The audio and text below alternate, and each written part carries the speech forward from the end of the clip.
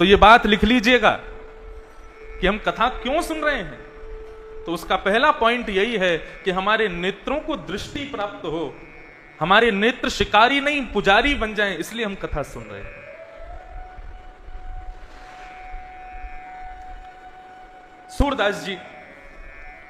सूरदास जी का नाम तो सबने सुना ही है। श्री सूरदास जी महाराज एक बार रात्रि में ठाकुर जी का दर्शन करने के लिए जा रहे थे, हाथ में लालटेन लेकर के जा रहे थे। सूरदास जी के पास नेत्र तो थे नहीं, जन्म से अंधे थे। हाथ में लालटेन लेकर के ठाकुर जी का दर्शन करने जा रहे थे, तो इतने में ही सामने एक वैष्णव मिला। उस वैष्णव ने पूछा, सूरदास जी आप कहां जा रहे हो? सूरदास जी ने कहा, मैं ठाकुर जी का दर्शन करने के लिए जा रहा हूं। उन्होंने कहा, बोले देखो, दर्शन तो वो लोग करते हैं जिनके पास देखने के लिए आंखें हों। हम इसलिए दर्शन करते हैं क्योंकि ठाकुर जी ने हमको आंख दी है, लेकिन आपके पास तो आंख है नहीं, तो फिर आप क्यों आते हो मंदिर में? सूरदास जी बड़ी अच्छी बात कहते हैं, बोले कि भले ही मेरे पास आंख नहीं है, लेकिन ठाकुर जी के पास तो आंख है ना। मैं उनको देखने नहीं आता, मैं खुद को उनको दिखाने आता हूं। हम बिहारी जी का दर्शन करने नहीं जाते हैं, हम बिहारी जी के सामने इसलिए खड़े होते हैं कि बिहारी जी हमको देख लें, एक बार उनकी दृष्टि हमारे ऊपर पड़ जाए। और ठाकुर जी उसी को देखते हैं जो देखने आया है उसको नहीं देखते, जिसके पास दृष्टि है, जो दर्शन करने आया है, बिहारी जी उसको देखते हैं। जिसको ये मतलब नहीं है कि बिहारी जी ने क्या पहना, बिहारी जी कैसे लग रहे हैं, बिहारी जी क्या पा रहे हैं, बिहारी जी का बंगला कैसा, नहीं, उसको ये है कि जल्दी दर्शन करके बाहर जाएं, चाट भल्ला खामे जाकर के। बिहारी जी उसको नहीं देखते। प्रेम और भाव से जो केवल बिहारी जी को देखने आया है, ठाकुर जी उसको देखते हैं, उसका दर्शन करते हैं। दृष्टि होनी चाहिए, और वो भागवत आपको प्रदान करेगी वो दृष्टि। 100 का नोट है तो कागज ही, उस पर लिखा होता है 100 रुपया, इंग्लिश में लिखा होता है 100 रुपीज, संस्कृत में ना जाने कितनी भाषाओं में लिखा होता है 100 रुपया। हम लोग जब 100 रुपया को देखते हैं, उसको मोड़ करके अपनी जेब में रख लेते हैं। क्यों? क्योंकि हम जानते हैं कि 100 का महत्व क्या है। लेकिन वही 100 का नोट किसी अबोध बालक को दे दिया जाए, छोटे से बालक को दे दिया जाए, जिसको ये नहीं पता कि 100 का मतलब क्या होता है, 100 के अक्षर का तात्पर्य क्या होता है, ये प्रिंटेड नोट जो है इसका मूल्य कितना है, वो बालक तो उसको मुख में ही लेगा, वो बालक तो उसको फाड़ ही देगा। ठीक वैसे ही बंधुओं, हम उस अबोध बालक की तरह हैं। हमको ठाकुर जी का मूल्य नहीं पता, ठाकुर जी की कथा का मूल्य नहीं पता। हम केवल कानों से सुनते हैं, आंखों से देखते हैं। कानों में ग्रहण की शक्ति और आंखों में दर्शन की शक्ति, ये 2 शक्तियां हमें प्राप्त हो जाएं तो समझो हमने कथा सुनी है। और इन 2 शक्तियों के लिए ही हम कथा में आए। हमारे नेत्र पुजारी हो जाएं और कानों में श्रवण की शक्ति प्रकट हो जाए, ऐसी हमारी प्रार्थना। मैं अपनी हर कथा में कहा करता हूं बंधुओं, ये एक पाठशाला है, ये एक विद्यालय है कथा। यहां आप सब लोग जीवन रूपी परीक्षा को पार करने की विद्या प्राप्त करने के लिए आते हो। जीवन की 3 घंटे की परीक्षा होती है, बाल अवस्था, युवावस्था और वृद्धावस्था। ये 3 घंटे की परीक्षा है हमारा जीवन। 3 घंटे पूर्ण होने के बाद यमराज आकर के हमसे ये जीवन रूपी परीक्षा छीन लेंगे। इसलिए इस 3 घंटे की परीक्षा को सही से हल करने के लिए ये एक पाठशाला है। यहां हम पढ़ाने वाले अध्यापक हैं, आपको पढ़ाने के लिए आए हैं, कुछ सिखाने के लिए आए हैं। यहां यदि ध्यान से बैठ लोगे, यहां यदि भाव से श्रवण कर लोगे, तो अपनी जीवन रूपी 3 घंटे की परीक्षा को बड़ी आसानी से हल कर लोगे, उसमें दिक्कत नहीं होगी फिर। इसलिए बंधुओं, ये 7 दिन की पाठशाला है, 7 दिन का ये विद्यालय यहाँ खुला है। वृंदावन से हम सब आए हैं। बड़े प्रेम और भाव से आप सब लोग विराजिएगा और एक एक शब्द को सुनिएगा, और हो सके तो कागज और कॉपी पेन लेकर के बैठा करो। जो बात अच्छी लगे तुरंत उसको लिख लिया करो, जीवन में उपयोगी होती है। जब भी कीर्तन हो, करताल बजाओ, नृत्य करो, आनंद से कथा श्रवण करो। एक आसन अपने साथ लेकर के आया करो, उसी आसन पर बैठ करके कथा श्रवण किया करो। अनेकों भाव हैं, सबको प्रणाम करते हुए अब महात्म में हम लोग प्रवेश करते हैं, भागवत के महात्म को श्रवण करते हैं। और कथा इसके कथा भवसागर में, भवसागर से पार करने वाली इस कथा गंगा में अवगाहन करते हैं। आप लोग सुबह शायद यहाँ दर्शन किए हो, यहाँ रासलीला भी हो रही थी सुबह। तो हमारे ब्रज के संत जो हैं वो व्यक्ति बालक जब मुकुट धारण कर लेता है, श्रृंगार कर लेता है, तो फिर उसमें साक्षात कृष्ण का ही दर्शन करते हैं। फिर उनको साधारण व्यक्ति नहीं समझते, साधारण बालक नहीं समझते, उनके चरण छुएंगे, उनकी आरती उतारेंगे, उनको वंदन करेंगे। और इतना ही नहीं, वो जो कहेंगे वो करते भी हैं और ये मान करके करते हैं कि साक्षात ठाकुर जी करवा रहे हैं। रास बिहारी, स्वरूप बिहारी उनको कहते हैं। अभी परसों अयोध्या गए थे ठाकुर जी का दर्शन करने के लिए, तो वहां एक सुंदर कथा पूज्य श्री राघवाचार्य जी महाराज ने सुनाई। मुकुट पहन करके, सुंदर श्रृंगार करके, पोशाक धारण करके एक बालक को स्वरूप बिहारी जी का स्वरूप बनाया गया। अब उनको झूला झुला रहे थे। अभी 2-3 दिन तक हमारे यहाँ हरियाली तीज से शुरू होते हैं और अभी 2 दिन पहले ही सब मंदिरों में झूला विश्राम हुआ। नहीं तो ठाकुर जी रोज झूला झूल रहे थे, हिंडोला झूल रहे थे। सावन के महीने में झूलते हैं ठाकुर जी। तो अयोध्या के एक आश्रम में झूला डाला गया और उस पर छोटे छोटे बालकों को राम जानकी का स्वरूप बना करके झूला पे बिठा दिया और सब संत उनको झूला झुला रहे थे। झूला झूलते झूलते झूलते ठाकुर जी थक गए। जब ठाकुर जी बहुत थक गए तो थक करके जो महंत जी थे उनसे बोले कि बाबा अब हम बहुत थक गए हैं, अब हमको झूला से उतारो। अब ये मुकुट सिर में दर्द कर रहे हो है और हमारी पोशाक जो है ये हमको चुभ रही है, बहुत गर्मी लग रही है, अब हमको उतारो, अब हम जाके सोएंगे। लेकिन महंत जी का मन था कि अभी थोड़ी देर और उनको झूला झुलाया जाए। संत भगवान का मन था थोड़ी देर और आनंद किया जाए। संत बोले नहीं नहीं, चुपचाप बैठे रहो, अभी और झूला झूलो, अभी तो हमको आनंद आना शुरू हुआ है और आप अभी उतर के चले जाओगे तो कैसे सुख मिलेगा। स्वरूप बिहारी बोले देखो, या तो हमको उतार दो, नहीं तो हम सारा श्रृंगार उतार के अभी फेंक देंगे अपना। संत बोले बिल्कुल नहीं उतारेंगे, आप अभी झूलते रहो। तो गुस्से में आकर के राम जी का स्वरूप जो बालक बने थे उन्होंने अपना मुकुट उतारना शुरू कर दिया, अपने गले से मालाएं उतार के फेंकनी शुरू कर दी। बोले हम थक गए, हमको उतारो, हम झूला नहीं झूलेंगे। संत ने जब उनको देखा तो देख करके मन में विचार आया, बोले आप इतने जिद्दी हो तो फिर हम आपसे ज्यादा जिद्दी हैं। यदि आप झूला नहीं झूले और यदि आपने अपना श्रृंगार उतार दिया तो हम आपको कह रहे हैं हम सामने कुएं में जाकर के कूद जाएंगे। स्वरूप बिहारी बोले तुम कूद जाओ, लेकिन हम तो थक गए, हम नहीं झूलेंगे। तो संत ने एक क्षण भी विचार नहीं किया, दौड़ करके गए और जाकर के उस कुएं में कूद गए। अब जैसे ही देखा सबने कि ठाकुर जी संत महात्मा बेचारे सच में जाकर के कुआं में कूद गए, तो झूला पे झूल रहे स्वरूप बिहारी, उनको थोड़ा कष्ट हुआ हृदय में। वो दौड़ करके आए, आकर के कुआं में कहने लगे अरे अरे बाबा तुम बाहर आ जाओ, हम तो ऐसे ही कह रहे थे, अरे तुम रात भर झुलाओगे तो रात भर झूला पे झूलेंगे, लेकिन तुम बाहर आ जाओ। संत बोले हम नहीं आएंगे, आप अपनी जिद कर लो पहले, बहुत जिद्दी होते जा रहे हो, अपना स्वरूप पूरा बिगाड़ दिया, बोल रहे हो झूला नहीं झूलेंगे, तो हम भी जिद्दी हैं, हम आज इस कुएं में ही रहेंगे, अपने प्राण त्याग देंगे। स्वरूप बिहारी खूब मना रहे हैं, लेकिन संत बाहर निकल के नहीं आए। तो नन्हे से स्वरूप जो राम जी के थे वो गए और जाकर के झूला पे झूल रही किशोरी जी यानी कि सीता जी, उनके पास गए और जाके बोले देखो बाबा आ नहीं रहे बाहर, तुम जाके मनाओ। तो जैसे ही नन्ही सी किशोरी जी वो जैसे ही चल करके गई और जाकर के उन्होंने कुआं में भीतर झांका और झांक करके कहा बाबा अब बाहर आ जाओ, हट छोड़ दो। जैसे ही संत ने देखा कि नन्ही सी सुकुमारी किशोरी जी भीतर झांक रही है कुआं में, तो बाबा कहने लगे अरे किशोरी जी मैं बाहर आ जाऊंगा, आप मत झांको। क्यों? बोले राम जी झांके वो कोई बात ना, आप इतने गहरे कुएं में झांकोगे कहीं आपको डर नहीं लग जाए, कहीं आपको कहीं डर ना लग जाए, इसलिए आप मत झांको, मैं अभी बाहर आ रहा हूं। और इतने में संत निकल के बाहर गए और जाकर के रघुनाथ जी को, किशोरी जी को, दोनों के चरणों को अपने शीश से लगाया, बार बार वंदन किया, दोनों को हिंडोला में बिठा करके फिर से झुलाने लगे। ये कथा सुनाने का मेरा भाव क्या है? वही बात, हमारे पास नेत्र तो हैं लेकिन दृष्टि नहीं है।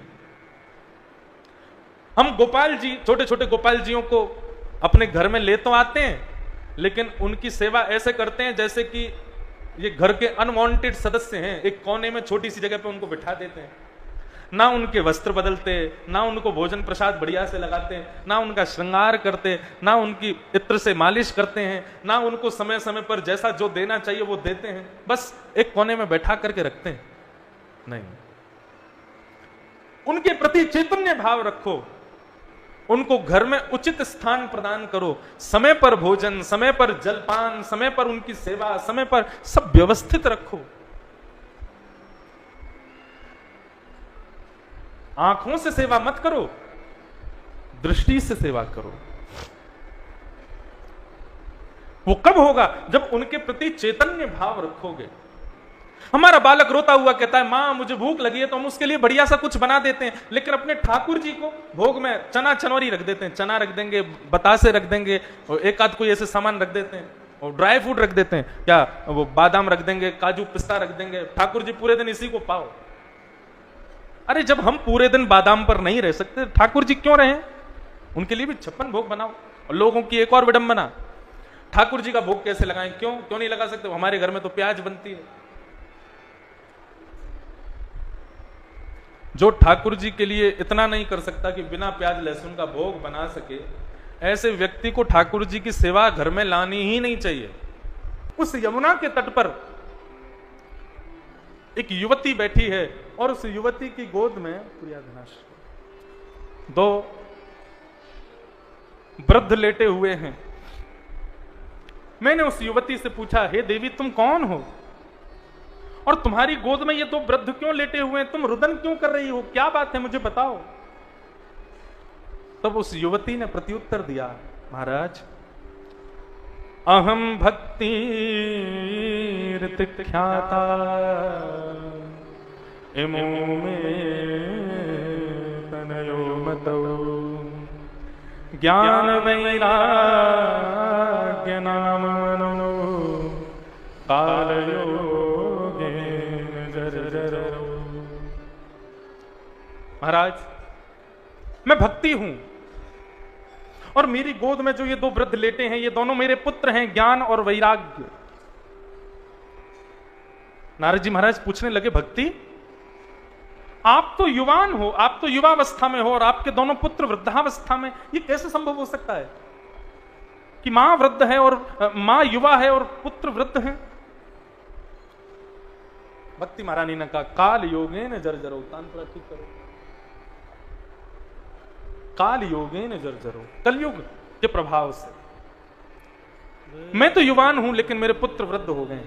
बंधुओं, कलयुग में यही है, भक्ति सब करते हैं, पाठ पूजा सब करते हैं, लेकिन ज्ञान से और वैराग्य से सब बचते हैं।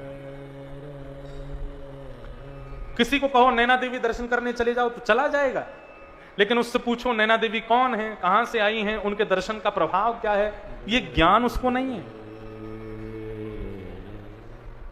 किसी से कहो वैष्णो देवी चले जाओ, तो वातावरण को देखने के लिए, वहां के सौंदर्य को देखने के लिए वो चला जाएगा, वो भक्ति तो करेगा, लेकिन उससे पूछा जाए कि वैष्णो देवी का कुछ तथ्य बताओ, वहां के बारे में कुछ अच्छा बताओ, वहां के बारे में कुछ कथा बताओ, तो ज्ञान उसको नहीं है। हम लोग भक्ति तो करते हैं, लेकिन ज्ञान और वैराग्य से हम भागते हैं, दूर रहते हैं। लेकिन एक बात कह दूं, भक्ति मां है और ज्ञान वैराग्य उसके बच्चे हैं, उसके पुत्र हैं। यदि पुत्रों को कोई स्वीकार नहीं करेगा, पुत्रों को कोई प्रसन्नता नहीं देगा, तो ऐसे स्थान पर मां भी कभी प्रसन्न नहीं रह सकती। हमारे पास भक्ति तो है, लेकिन भक्ति कैसी भक्ति है? अप्रसन्न भक्ति है। उसको प्रसन्न भक्ति यदि बनाना है, तो जीवन में ज्ञान लाओ, वैराग्य लाओ। अब ध्यान से सुनना, ज्ञान और वैराग्य क्या है? ज्ञान किसे कहते हैं? ज्ञान का मतलब हमें बहुत विद्वान बनना है, बहुत सारे शास्त्रों का हमारे पास में अवलोकन होना चाहिए, गुरुजनों के पास जा करके हम सब कुछ पढ़ें, क्षमता है तो ये करो। लेकिन वास्तव में पोथियों के ज्ञान को ज्ञान नहीं कहते। ज्ञान का मतलब है विवेकी होना, विवेक युक्त होना, सद और असद का ज्ञान होना, क्या सही है क्या गलत है ये मालूम होना, ये ज्ञान है।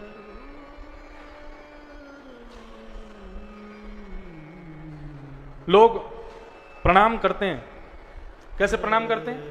किसी के सामने जाओ तो एक हाथ से प्रणाम करते हैं।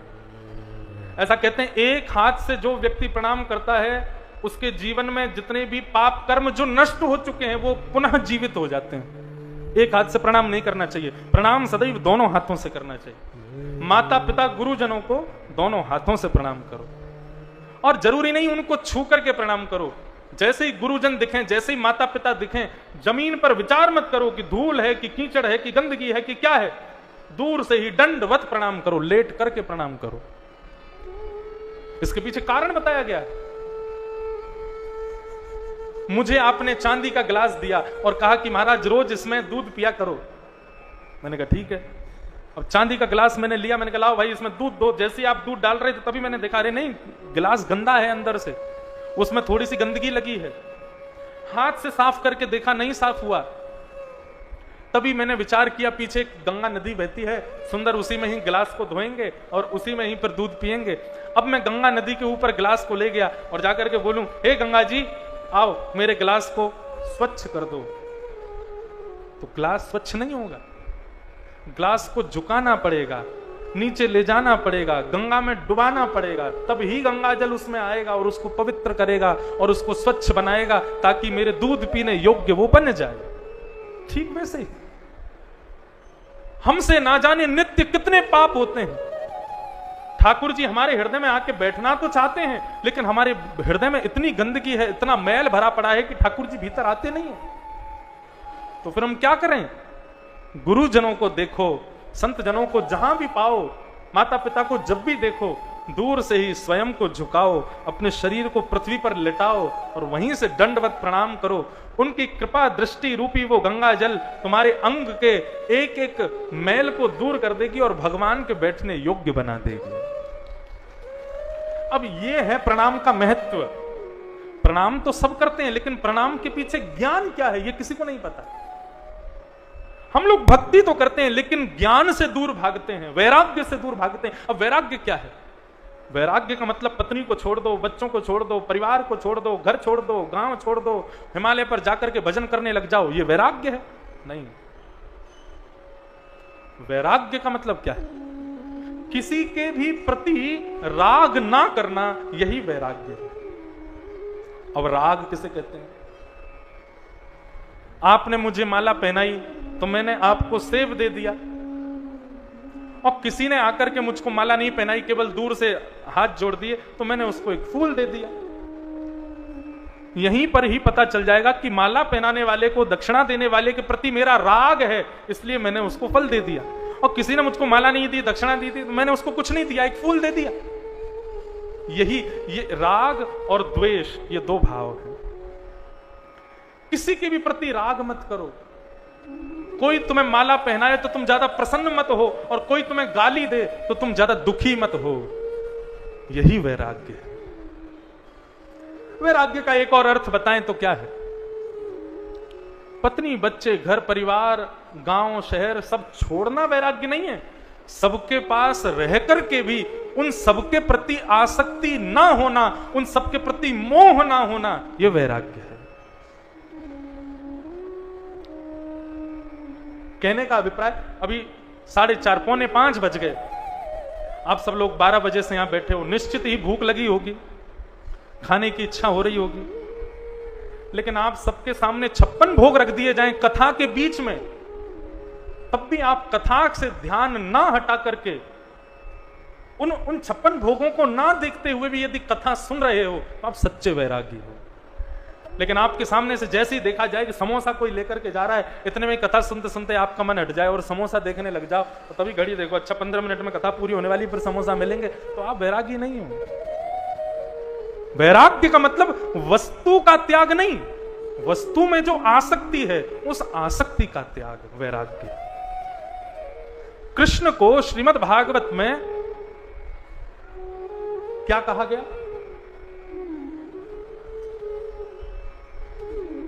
भगवान को पुरुषोत्तम, पुरुष उत्तम, जो उत्तम पुरुष है उसको पुरुषोत्तम कहते हैं। क्यों उनको उत्तम पुरुष क्यों कहा गया? बोले वे उत्तम पुरुष इसलिए हैं, बोले असंख्य गोपियों के मध्य में रास करते हुए भी, उन असंख्य सुंदरी गोपियों के मध्य में रहते हुए भी उन्होंने अपने मन पर विजय किया, अपने काम पर विजय किया, इसलिए वो पुरुषोत्तम है।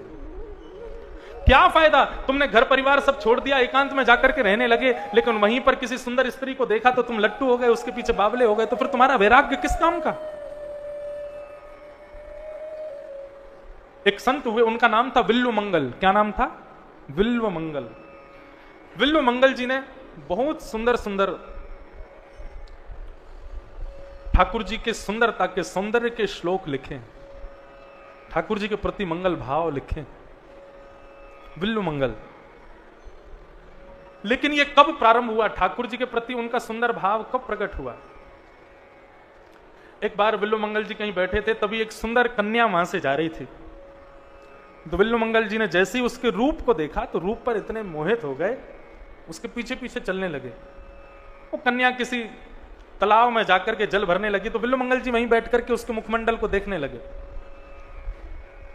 उस कन्या ने सोचा कि बेचारे संत हैं, शायद कुछ काम होगा। उसने पूछा, महाराज जी आपको कोई काम, मैं कुछ सेवा करूं? बोले नहीं, कुछ नहीं, बस तुम्हारे मुख को देख रहे हैं, कितनी सुंदर हो तुम। उस कन्या को बड़ा असहज लगा, अपने घर को दौड़ने लगी। तो विल्व मंगल जी उसके पीछे पीछे जाने लगे। घर के अंदर जाकर के उसने तुरंत मटका रखा और अपने पति से जाकर के बोली, देखो एक बाबा मेरे पीछे पीछे आ गए घर तक, और वो मेरे रूप को देखने में बड़े आतुर हो गए, और मुझे तो बड़ा गलत लग रहा उनका व्यवहार, आप देखो जरा।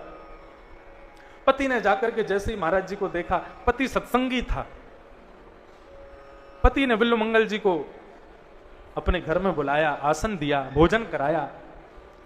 सब करवाने के बाद विल्व मंगल जी बोले, बेटा मैं थोड़ा थक गया हूं, थोड़ा आराम करना चाहता हूं, तुम्हारे कक्ष में आराम कर लूं? बोले हाँ आराम कर लो। विल्व मंगल जी आराम करने के लिए गए। जाते जाते उस कन्या से कह के गए, बेटी हमको प्यास लगी है, थोड़ा जल लेकर के हमारे कक्ष में आओ। तो अपने पति के पास गई, बोले मुझे बहुत अजीब लग रहा है इनका व्यवहार, अब ये जल अपने कक्ष में क्यों मंगा रहे हैं? पति ने कहा, देखो डरने की बात नहीं है, मैं यही हूं, यदि ये सच्चा साधु होगा तो आज इसकी दृष्टि बदल जाएगी, और यदि इसका केवल भेष साधु का है तो आज ये रावण की तरह मारा जाएगा। रावण भी तो साधु भेष बना के गया था सीता जी का हरण करने। इस बात से यह सिद्ध होता है कि भेष में साधुता नहीं होती, हृदय में साधुता होती। भेष कितना भी साधु का धारण कर ले, लेकिन यदि मन से साधु नहीं है तो वो साधु विशेष नहीं है। उसने अपनी पत्नी को कहा, तुम जल लेकर के जाओ, लेकिन एक काम करो देवी, तुम और सुंदर श्रृंगार करके जाओ। बोले तुम कैसी बात कर रहे हो, पति होकर के ऐसी बात करते हो, मैं श्रृंगार करके उनके सामने जाऊं? बोले हाँ देवी, यदि ये साधु होगा तो आज समझ जाएगा, तुम और सुंदर श्रृंगार करके जाओ।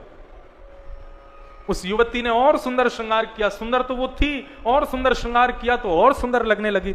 जल लेकर के जैसे ही कक्ष में उसने प्रवेश किया, विल्व मंगल जी अपने आसन पर बैठे थे, जैसे ही उन्होंने इस युवती को देखा तो सुंदर तो वो थी, लेकिन श्रृंगार करके आई थी तो और सुंदर लग रही थी। उसके रूप को देख करके विल्व मंगल जी मनी मन विचार करने लगे, हे विल्व मंगल, तो इस युवती के साधारण से सौंदर्य पर मोहित होकर के इसके पीछे पीछे चल करके इसके घर तक आ गया, और ये साधारण सी स्त्री तेरे पास और सुंदर श्रृंगार करके तेरे सन्मुख आकर के खड़ी हो गई। यदि इतनी व्याकुलता, इतनी तत्परता, इतनी तड़फन तूने श्याम सुंदर के रूप को देखने के लिए की होती तो आज इस युवती की जगह तेरे सामने त्रिभंग ललित श्याम सुंदर खड़े होते। ऐसे इस युवती के पीछे चल करके गया, ऐसे यदि वृंदावन बिहारी के पीछे पड़ा होता, उनकी रूप माधुरी पर यदि तू मोहित हुआ होता, उनके रूप देखने के लिए यदि तू तड़फा होता, तो आज निश्चित ही इस युवती की जगह श्याम सुंदर, अखंड कोटि ब्रह्मांड नायक, काम को भी अपने रूप पर मोहित करने वाले श्याम सुंदर तेरे सामने खड़े होते। कोसने लगे खुद को विल्व मंगल। उसी समय उस युवती को बुलाया, युवती ए लाली मेरी बात सुनो, बिटिया मेरा एक काम करो। उसने पूछा आज्ञा करो। बोले तुम्हारे घर में यदि 2 सुई हो तो सुई लेकर के आओ। युवती सुई लेकर के आई, विल्व मंगल जी ने दोनों सुइयों को पकड़ा और श्याम सुंदर का स्मरण करते हुए, अपनी आंखों को कोसते हुए विल्व मंगल जी ने दोनों नेत्रों को फोड़ दिया। बोले ये नेत्र संसार के साधारण से सौंदर्य पर मोहित होते हैं, आज मैं इनको नष्ट करता हूं, और आज के बाद ये नेत्र अब अंतर्मुखी हो जाएंगे। यदि देखना है तो केवल और केवल श्याम सुंदर को हृदय में दर्शन करो, उनके पीछे चलो। तब से विल्व मंगल जी भगवान के सौंदर्य का वर्णन करने लगे। अस्ति स्वस्तरुणी कराग्र विगलत कल्प वस्तु प्रस्तुत वेणुनादलहरी निर्वाण निर्व्याकुलम् स्रस्त स्रस्त निबद्धनि विलसत् गोपी सहस्रावृतम् हस्तन्यस्तन तापवर्गमखिलो दारम किशोराकृति। बिल्लु मंगल। हमारी प्रत्येक इंद्रिय ठाकुर जी का चिंतन करे, ठाकुर जी का श्रवण करे, ठाकुर जी को देखने को तड़पे, तो समझो हमारे भीतर वैराग्य है। तो भक्ति तो सबके भीतर है, लेकिन ज्ञान वैराग्य से हम भागते हैं। इस कथा के माध्यम से, इस जन्माष्टमी उत्सव के माध्यम से ये प्रयास करो कि हमारे भीतर भक्ति तो है, लेकिन अब ज्ञान आना चाहिए, अब वैराग्य आना चाहिए। ज्ञान किसे कहते हैं? सद असद का बोध होना ही ज्ञान है। और वैराग्य का मतलब सबके मध्य में रहते हुए भी उनके प्रति आसक्ति ना होना, यही वैराग्य है।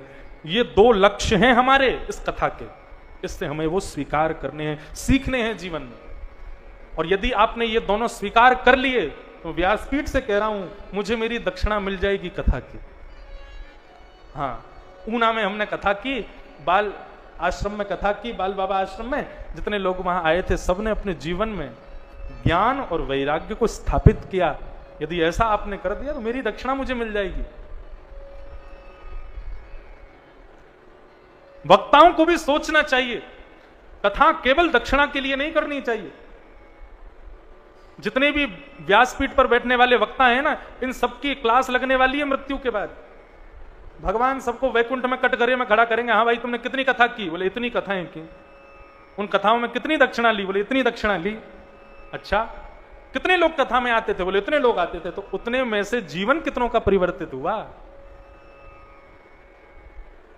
हमारे वैकुंठ में कितने तुम्हारे श्रोता आए कथा सुनकर के, बताओ। और यदि उस समय वक्ता उत्तर नहीं दे पाए ना, तो भगवान फिर दंड देंगे वक्ता को भी। हमारा लक्ष्य यही है कि भक्ति, ज्ञान, वैराग्य तीनों जीवन में आ जाएं और हम इस भक्ति के पथ पर ऐसे चलें, चलते चलते मैं भी वैकुंठ को जाऊं और मेरी कथा सुनने वाले सब श्रोता भी मेरे संग वैकुंठ में चलें, और वहां जाकर के ठाकुर जी का मंगल दर्शन हो, ठाकुर जी को कथा सुना में आनंद हो जाए। इसलिए बंधुओं, भक्ति, ज्ञान, वैराग्य तीनों जीवन में चाहिए। केवल भक्ति से काम नहीं चलेगा। इस प्रकार भक्ति महारानी के कष्ट को देख करके नारद जी महाराज ने गीता का, वेदों का पाठ सुनाया। जितनी देर पाठ सुनाते उतनी देर ज्ञान वैराग्य युवान होते। जैसे ही पाठ पूर्ण होता दोनों वृद्ध होकर गिर जाते। नारद जी महाराज ने भगवान से पूछा कि प्रभु सत्कर्म क्या है, मुझे बताइए। तब भ्रमण करते हुए नारद जी महाराज जब बद्रीनाथ पहुंचे तो बद्रीनाथ में जाकर के उन्होंने सनक सनंदन सनातन सनत कुमारों से कहा कि भक्ति, ज्ञान, वैराग्य के कष्ट के निवारण के लिए सत्कर्म बताओ। तब उन्होंने सत्कर्म, 5 प्रकार के सत्कर्म बताए। कौन कौन से? द्रव्य यज्ञास्तपो यज्ञ, योग यज्ञ तथा परे, स्वाध्याय ज्ञान यज्ञश्च ते तो कर्म सूचका। 5 प्रकार के यज्ञ ही सत्कर्म हैं। कौन कौन से यज्ञ? पहला यज्ञ बताया द्रव्य यज्ञ। द्रव्य यज्ञ किसे कहते हैं? जो स्वाहा स्वाहा करके आप लोग यज्ञ करते हैं, या किसी भी द्रव्य के खर्च करने से किसी यज्ञ को संपादित करते हैं, तो वो द्रव्य यज्ञ कहलाता है। द्रव्य यज्ञ। उसके बाद आता है तप यज्ञ। तप यज्ञ किसे कहते हैं? भगवत दर्शन के लिए जितनी भी असुविधाओं का सामना आप करते हो, वही तप यज्ञ है। द्रव्य यज्ञ, तप यज्ञ, योग यज्ञ। योग यज्ञ क्या है? योग का मतलब केवल और केवल प्राणायाम करना योग नहीं होता। योग का मतलब होता है संत जनों को श्रवण करना, संत जनों से मिलना, उनके सन्मुख बैठ करके सुंदर सुंदर प्रवचनों को सुनना। यह भी योग यज्ञ कहलाता है। गीता के हर अध्याय का नाम योग है। भक्ति योग, ज्ञान योग, कर्म योग। तो योग का मतलब क्या? योग का मतलब मिलना। तो योग यज्ञ मतलब सुंदर सुंदर संतों से मिलना, उनके भावों से मिलना, उनके विचारों से मिलना। यह तीसरा यज्ञ है। तो कौन कौन से यज्ञ हुए? द्रव्य यज्ञ, तप यज्ञ, योग यज्ञ, और फिर आया चौथा स्वाध्याय यज्ञ। स्वाध्याय यज्ञ किसे कहते हैं? 4 घंटे कथा सुनना और फिर 4 घंटे सुनने के बाद अपने घर जाकर के उस कथा को मनन चिंतन करना, यह स्वाध्याय यज्ञ। बहुत ध्यान से सुनिएगा बंधु। 2 रोटी यदि आप खाते हो तो उन 2 रोटियों को पचाने के लिए कम से कम 3 घंटे का गैप, 4 घंटे का गैप पेट को देना पड़ता है। 4 घंटे में वो पेट उसको पचाता है। उसके लिए क्रियाएं भी करनी पड़ती हैं, थोड़ा वॉक करना पड़ता है, वज्रासन में बैठना पड़ता है, थोड़ी उछल कूद करनी पड़ती है, तब जाके रोटी पचती है।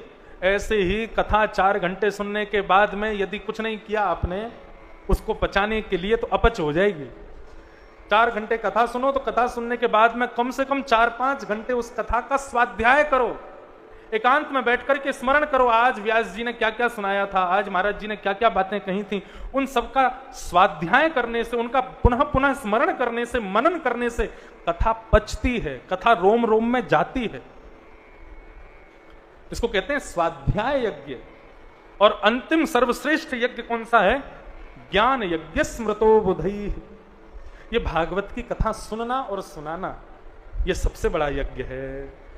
ये 5 प्रकार के यज्ञ जब नारद जी को बताए गए तो नारद जी ने पूछा कि ज्ञान यज्ञ में सबसे बड़ा ज्ञान यज्ञ कौन सा है? तब सनत सनंदन सनातन सनत कुमारों ने बताया, बोले ज्ञान यज्ञ में सबसे बड़ा ज्ञान यज्ञ है श्रीमद् भागवत की कथा। उसको श्रवण करो, उसके सानिध्य में जाओ। तब सनत कुमार प्रणाम करते हुए बताते हैं कि भागवत चतुर्वेदों का सार है और 4 वेदों से भी अतिश्रेष्ठ है, भागवत की शरण में जाओ। तब नारद जी महाराज प्रणाम करते हुए वंदन करते हैं। भाग्योदयेन बहुजन समर्जितेन सत्संगमं च लभते पुरुषो यदा वै अज्ञान हेतु कृतमोह मदांधकार नाशं विधाय दयते विवेक। नारद जी ने प्रणाम करते हुए कहा, हे सनत कुमारों, कि भागवत की कथा अब मैं किससे करवाऊं, कहां करवाऊं? उन्होंने बताया, बोले गंगा द्वार समीप हेतु तटम आनंद नामकम, हरिद्वार के पास में एक आनंद नाम का तट है, वहां पर कथा करवाओ, वहां तुम्हारी सब व्यवस्था हो जाएगी। पंडाल बनवाना नहीं पड़ेगा, बट का वृक्ष है, उसकी खूब दूर दूर तक डाल जाती है, उसकी छांव में सब बैठ जाएंगे। बट वृक्ष के नीचे व्यासपीठ बन जाएगी, खाने को फल है, पीने को गंगा जी का जल है, सब व्यवस्था है, तुम वहीं जाओ। नारद जी बोले, कथा की व्यवस्था तो हो गई, वक्ता तो बताओ, वक्ता कौन है? सनत कुमार बोले, अब वक्ता तुम अपने आप खोज लो। नारद जी बोले, अब कथा की व्यवस्था आपने बता दी, कथा करानी है ये आपने बता दी, अब कथा भी आप ही सुना दो। सनत कुमारों से प्रार्थना की नारद जी ने, और सनत कुमार आनंद नाम के वन में पधार करके कथा सुना रहे हैं। सब देवी देवता पधारे, सब ने कथा का सुख प्राप्त किया। तभी वहां पर भक्ति ज्ञान वैराग्य तीनों युवान होकर के प्रकट हो गए। भक्ति सुतौ तौ तरणौ गृहीत्वा प्रेमैक रूपा सहसा विरासी श्री कृष्ण गोविंद हरे मुरारे नाथेति नामानि मुहुः वदन्ति। भक्त ज्ञान वैराग्य तीनों युवान होकर के कथा में प्रकट हो गए, और प्रकट होकर के नारद जी से कहने लगे, नारद जी हम कहां बैठे, इस कथा में हमारा आसन कहां है, हमें बताओ। नारद जी महाराज बोले, आपके लिए सर्वश्रेष्ठ स्थान एक ही है। कौन सा? बोले, निरंतरम वैष्णव मानसानी। ये जितने भी वैष्णव कथा श्रोता बैठे हैं, इनके मन रूपी आसन पर जाकर के आप बैठ जाओ। और भक्ति ज्ञान वैराग्य तीनों वैष्णवों के हृदय रूपी आसन पर आकर के बैठ गई। तब कहा गया, एक बहुत बड़ी बात कही गई। इस बात को कहकर के आज के सत्र को विराम करेंगे और महात्म के द्वितीय भाव को और प्रथम स्कंद में कल के प्रसंग में हम लोग प्रवेश करेंगे। कथा का समय 1 बजे से ही है, लेकिन 1 बजे का समय मेरे लिए है, आपके लिए 12:30 बजे का समय है। आप लोग आधा घंटा, हाँ, अध्यापक के आने से पहले विद्यार्थियों को आना चाहिए, तो आप सब लोग 12:30 बजे आ जाना और आकर के यहाँ पर बढ़िया कीर्तन करना, हनुमान चालीसा का गान करना, और उसके बाद फिर हम यहाँ पर 1 बजे से और 4 बजे तक कथा का श्रवण करेंगे। बहुत बड़ी बात यहाँ कही है, उसको ध्यान से सुनो। सकल भुवन मध्ये निर्धनास्ते धन्या निवसति हृदयेषां श्रीहरेर्भक्तिरेका हरिरपि निजलोकं सर्वथा को विहाय प्रविशति हृदयेषां भक्तिसूत्रोपनद्ध। धनवान कौन है? धनवान वो नहीं है जिसके पास लक्ष्मी है। धनवान वो है जिसके पास भक्ति है। आप कहोगे कैसे? तो देखो, लक्ष्मी जो है वो सदा पीछे पीछे चलती है। किसके पीछे चलती है? विष्णु के पीछे चलती है, नारायण के पीछे चलती है, कृष्ण के पीछे चलती है। कृष्ण जहां जहां जाते हैं लक्ष्मी तहां तहां जाती है। लेकिन वो कृष्ण किसके पीछे चलते हैं? तो भगवान कहते हैं अनुब्रजाम में हम नित्यम पूये ये रण्य तन्य रेणु भी। मैं किसके पीछे चलता हूं? भगवान कहते हैं अहम भक्त पराधीन, मैं भक्ति करने वाले भक्तों के पीछे चलता हूं। इसका मतलब लक्ष्मी चलती है कृष्ण के पीछे और कृष्ण चलते हैं भक्ति के पीछे। हमारा स्थान कहां है? हम सब लोग चलते हैं लक्ष्मी के पीछे। लक्ष्मी के पीछे मत चलो, भक्ति के पीछे चलना शुरू कर दो। तो फिर क्या होगा? लक्ष्मी चलेगी कृष्ण के पीछे, कृष्ण चलेंगे हमारे पीछे, हम चलेंगे भक्ति के पीछे। भक्ति आगे, भक्ति के पीछे हम, हमारे पीछे ठाकुर जी, ठाकुर जी के पीछे लक्ष्मी। भक्ति सुदृढ़ कब होगी, भक्ति श्रेष्ठ कब होगी? जब कन्हैया हमारे आगे आगे ना चले, कन्हैया हमारे पीछे पीछे चले। हम इतने भक्ति में ओतप्रोत हो जाएं, इतने भाव में ओतप्रोत हो जाएं कि हमारे भाव से प्रसन्न होकर के ठाकुर जी हमारे पीछे पीछे चले, तो समझना हमारी भक्ति सुदृढ़ हुई है। हमारी